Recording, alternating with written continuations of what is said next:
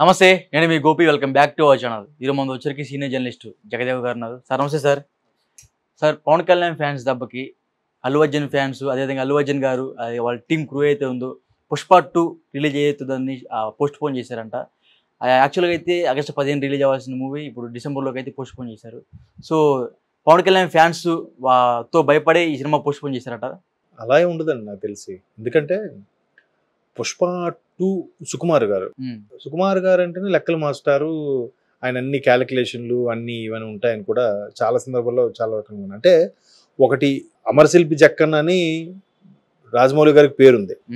But ఈయన కూడా almost బహుశా ఈయన శ్రీనివాస రామానుజన్ అనాలేమో లెక్కల మాస్టర్ కాబట్టి ప్రతిది కూడా ఒక లెక్క ఒక ఇది. ఎందుకంటే మీకు దాని మీద ఎంత ట్రోల్స్ జరిగాయంటే గద్దలకొండ గణేష్ సినిమాలో క్లైమాక్స్లో ఈ హీరో ఈ సినిమాలోకి షిఫ్ట్ అవుతాడు.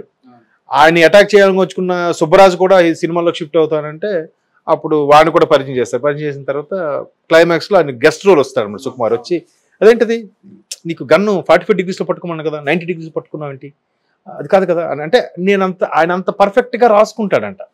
ఒక పర్సన్ నిలబడి 45 degrees గన్ను పెట్టి అంటే ఇప్పుడు ఇది 90 degrees సెంటర్ 45 అంటే 45లో పట్టుకొని నిలబడమంటే నువ్వు 90 degrees ఇట్లా స్ట్రైట్గా పట్టుకున్నావు ఏంటి, ఇట్లా ఏవో సరదాగా అందులో ఉంటుంది. బట్ ఆయన పర్ఫెక్ట్నెస్కి అదొక ఎగ్జాంపుల్ అనమాట.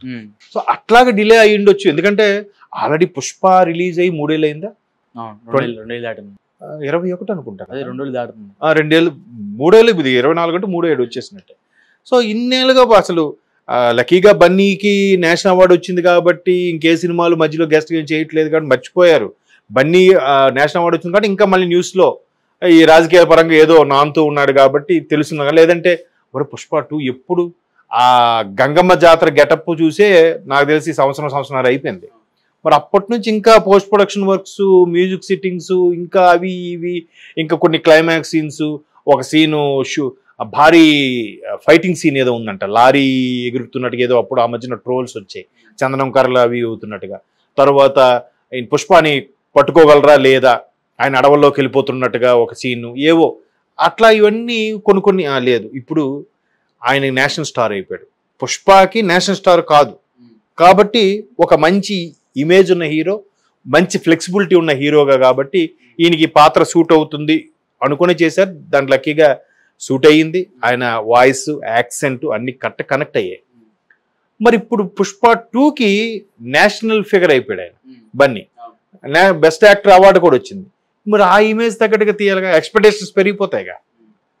పెరిగిపోవడం వల్ల ఏమవుతుందంటే ఒక రకమైన భయము, ఒక రకమైన అభద్రతా భావం కూడా పెరుగుతుంది. అమ్మో భారీ ఎక్స్పెక్టేషన్స్ పెరిగిపోతున్నాయి, మనం రీచ్ అవ్వగలమా లేదా అనేది. ఆ రీచ్ అవ్వడం వల్ల ఇంకొంచెం మాడిఫికేషన్ చేస్తే బాగుంటుంది, ఇక్కడ ఇది కొద్దిగా సెట్ చేస్తే బాగుంటుంది, ఇక్కడ ఈ సీన్ కొద్దిగా మారిస్తే బాగుంటుంది, లేకపోతే ఈ సీన్ లెంత్ అయింది కట్ చేద్దాం, ఇట్లాగా ఎడిటర్తో కూర్చొని అది పెడదామా ఇది పెడదామా, లేదు ఇది బారాలేదు ఇది మళ్ళీ తీద్దాం, లేదా ఈ ఒక్క బిట్టు మరొకసారి షూట్ చేద్దాం, లేదంటే ఆల్రెడీ రష్లోంచి తీసుకొని ఆ బిట్ ఇది పెడదాం, అది బాగాలైపోయింది ఇదే బెటర్ ఏమో ఇది బాగుండదేమో, ఇక రకరకాల తర్జుమాలు అవడం వల్ల మరలా ఆ లెక్కల మాస్టర్ పర్ఫెక్ట్నెస్ వల్ల అది కాస్త డిలే అయితే అయ్యుండొచ్చు. కానీ కేవలం పవన్ కళ్యాణ్ గారు ఫ్యాన్స్కి భయపడి అయితే కాకపోవచ్చు. మరి ఇది ఎలక్షన్ ముందు ఎందుకు జరగలేదు అంటారు, ఎలక్షన్ తర్వాత ఎందుకు జరిగిందంటారు? ఎస్, మంచి క్వశ్చన్. అయితే ఇది ఒక వెర్షన్. నేను ఇంతకుముందు మీరు చెప్పిన దానికి కూడా ఒక వెర్షన్ లెక్కల మాస్టర్ పర్ఫెక్షన్. రెండో వెర్షన్లో ఇది కూడా జరగచ్చు. ఎందుకు జరగచ్చు అంటే దీనికి చిన్న ఎగ్జాంపుల్ చెప్తాను. అంటే దయచేసి నందమూరి ఫ్యాన్స్ ఎవరేమో అనుకోకూడదు. ఎందుకంటే డెవిల్ సినిమా రిలీజ్ అయింది ఎప్పుడు, మొన్న చంద్రబాబు గారు అరెస్ట్ తర్వాత ఇప్పుడు రిలీజ్ అయింది, డిసెంబర్ ఇప్పుడు రిలీజ్ అయింది అనుకుంటా, లాస్ట్ ఇయర్. కళ్యాణ్ రామ్ గారు సినిమా చాలా బాగుంటుంది, మీరు చూసారో లేదు. దేశభక్తికి సంబంధించింది. ఒక అందులో హీరో నేతాజీ సుభాష్ చంద్రబోస్కి రైట్ హ్యాండ్ లాంటి powerful intelligence officer. But British ప్రభుత్వం పనిచేస్తూ ఉద్యమానికి ఊపిరి పోస్తూ ఉంటాడు, కోవర్ట్గా ఉండి. అది మరి అంత నీట్గా అంత బాగా తీసిన సినిమాని ఎందుకు ఆడలేదు చెప్పండి? ఎందుకు ఆడలేదంటే ఆయన ఆడియో ఫంక్షన్కి వచ్చినప్పుడు, అంటే ఇది ఒక వెర్షన్లో చాలామంది ఫ్యాన్స్ కానీ చాలామంది మాట్లాడుకున్న మాట ఇది. ఆయన ఒకసారి ఆడియో ఫంక్షన్కి వచ్చినప్పుడు మీ దీనికి ప్రమోషన్స్కి తమ్ముడు రావట్లేదు అంటే ఆడియో ఫంక్షన్కి వచ్చాడు కదా అన్న. సరే ఏంటి మరి నెక్స్ట్ ఎలక్షన్స్ ఉన్నాయి, నీదే కదా పార్టీ టీడీపీ, నెక్స్ట్ ఎలక్షన్స్ నీదే కదా పార్టీ టీడీపీ, మరి మీరు తమ్ముడు అదే ఎన్టీఆర్ గారు క్యాన్వాసింగ్లో పార్టిసిపేట్ చేస్తారంటే దానికి ఆయన ఏ తప్పు మాట్లాడలే. చూడాలండి తమ్ముడిని ఒకసారి మాట్లాడి చెప్తాను అన్నాడు ఆయన. దానికి వీళ్ళు టీడీపీకి దూరంగా ఉన్నారు, అసలు కొడాలి నాని లాంటి వ్యక్తి ఎన్ని విమర్శలు చేసినా వీళ్ళు అడ్డు చెప్పట్లేదు, ఎస్పెషల్లీ ఎన్టీఆర్ గారు మాట్లాడట్లేదు. తరువాత చంద్రబాబు గారికి జైలు పాలైనప్పుడు తర్వాత బయటకు వచ్చాక ఎంత కన్ను ఆపరేషన్ అది చేయించుకున్నారు కదా, ఆరోగ్యం కూడా దెబ్బతింది కదా. అంత జరిగినప్పుడు ఎక్కడెక్కడ వాళ్ళు వచ్చి పరామర్శన చేశారు, ఫోన్ల ద్వారా కానీ లేదంటే ఇంటికి వచ్చి పరామర్శన చేశారు. కనీసం జూనియర్ ఎన్టీఆర్ అనే వ్యక్తికి పరామర్శించడం కానీ, ఫోన్లో ఇది చేయడం కానీ, ఒక ట్వీట్ కానీ ఏమీ చేయలేదు. అది అప్పుడులో చాలా గగ్గోలు పెట్టింది ఆ అంశం, మీరు చూసే ఉంటారు.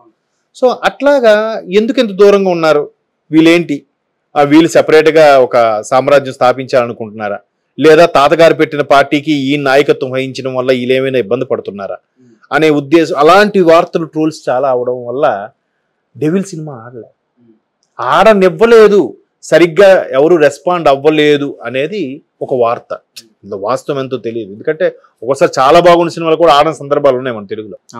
సో అలాంటి ఇంపాక్టే ఇప్పుడు పుష్ప మీద కూడా పడొచ్చేమో అని నా అభిప్రాయం. మీరు అడిగారు కదా ఎలక్షన్స్ తర్వాత ఏదైతే బన్నీ గారికి అదే మెగా ఫ్యామిలీకి అల్లు ఫ్యామిలీకి రాజుకుంటున్న నిప్పు సోషల్ మీడియాలో ఏదైతే ఉందో, సో అది మేబీ పవన్ ఫ్యాన్స్, అల్లు వారి ఫ్యామిలీకి ఆర్మీయే ఉంటే పవన్కి ఫ్యాన్స్ కాదు కదా భక్తులు అందరూ.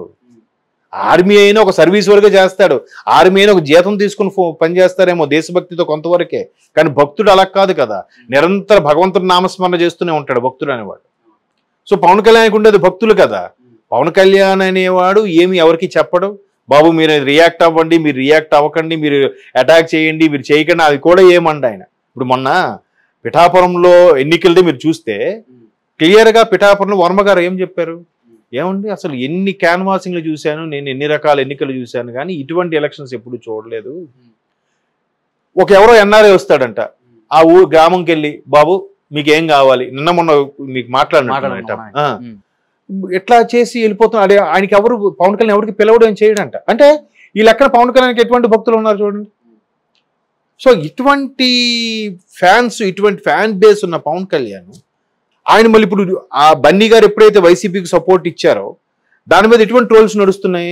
పవన్ కళ్యాణ్ గారు ఒక స్పీచ్లో కూడా చెప్పారు, నేను ఒక సాధారణ హీరో, నేను ఒక హీరోని, నాకన్నా మహేష్ బాబు గారు పెద్ద హీరో, నాకన్నా ప్రభాస్ గారు పెద్ద హీరో, యాక్చువల్గా వయసులో వాళ్ళందరూ ఈయనకన్నా చిన్నవాళ్ళు బట్ గారుని సంబోధిస్తున్నాయి, నాకన్నా రామ్ చరణ్ గారు పెద్ద హీరో, నాకన్నా బన్నీ గారు పెద్ద హీరో అని కూడా చెప్పాడు ఆయన.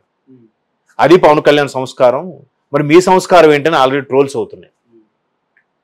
మీరు సపోర్ట్ ఇవ్వకపోయినా పర్వాలేదు, నీ పక్కవాడికి సపోర్ట్ ఇస్తే ఎలాగా. ఇవాళ చూశాను పిఠాపురంలో ఒక హోర్డింగ్ పెట్టారంట, ఒక భక్తుడు అనుకోలేమో, ఫ్యాన్ అనకూడదు మన పవన్ కళ్యాణ్కి. ఆ భక్తుడు వీడియో పెట్టాడు, ఏంటంటే మావాడు కానప్పుడు మా వైపు ఉన్నా మాకు వాడితో పని లేదు, మావాడు అనుకున్నప్పుడు పక్కవాడు శత్రువు దగ్గర ఉన్నా ఆడు మావాడే అని చెప్పి పెట్టారు క్యాప్షన్. దాని అర్థం ఏంటి, ఎవరిని ఉద్దేశించి పెట్టాడు ఈ క్యాప్షన్? అందరికీ ఓపెన్ సీక్రెట్ అర్థమవుతున్నాయి. అంటే బన్నీ చేసిన తప్పు ఏంటంటే, తప్పు కాదు, ఇప్పుడు జనరల్గా ఆలోచిస్తే ఫ్రెండ్ సరే ఎప్పుడో మాట ఇచ్చాడు వెళ్తాను వెళ్ళాడు, కానీ అందరి దృష్టి వాళ్ళ మీద ఉంటుంది కదా. ఒక్కొక్క రాజకీయ నేపథ్యం, ఒక్కొక్క సినీ నేపథ్యం, ఒకవైపు మెగాస్టార్ ఒకప్పుడు పార్టీ పెట్టి విలీనం చేశారు, హడ్డిల్స్ నుంచే పవన్ కళ్యాణ్ అరే ఈయన కూడా అన్నయ్యలాగా విలీనం చేసేస్తాడు అలాంటి ఎన్నో హడ్డిల్స్, విమర్శలు, ట్రోలింగ్స్ను ఎదుర్కొంటూ 2 స్థానాల్లో కూడా ఓడిపోయినా మళ్ళీ పోటీ చేసి అఖండ విజయంతో వచ్చాడు కదా ఈరోజు. ఇన్ని అరే మళ్ళీ వీళ్ళ కుటుంబం వీళ్ళు ఒకటే కదరా, మళ్ళీ ఈయనేంటి వేరే వాడు సపోర్ట్ చేస్తున్నాడు అనే అంశాల మీద చాలా మందికి దగ్గర ఆ ఫీలింగ్ వచ్చేసింది. ఏంటి ఈయనకి అప్పుడే ఒక నేషనల్ స్టార్ అయ్యేసరికి అప్పుడే పవన్ కళ్యాణ్ అంటే ఎవరో తెలియదు అన్నట్టుగా బిహేవ్ చేస్తాడు ఆయన అనే విమర్శలు ఎక్కువ వినిపిస్తున్నాయి. మేబీ బన్నీ గారికి ఆ ఫీలింగ్ ఉందో లేదో నాకు తెలియదు. ఎప్పుడైతే ఆ ఫీలింగ్స్ వినిపిస్తున్నాయో ఇంకా మేబీ ఫ్యాన్స్ అడ్డుకుంటామని కూడా స్టేట్మెంట్ ఇచ్చారు. సరే ఇది కొంతనాళ్ళు సర్దుమణగాలంటే ఒక 6 నెలల గ్యాప్ కావాలేమో, ఎందుకంటే భగవంతుడు మనిషికి ఇచ్చిన పెద్ద వరము మరుపు, రెండోది నిద్ర. సరే కొన్నాళ్ళైతే మర్చిపోతారులే, అప్పుడు మళ్ళీ మనం సంక్రాంతి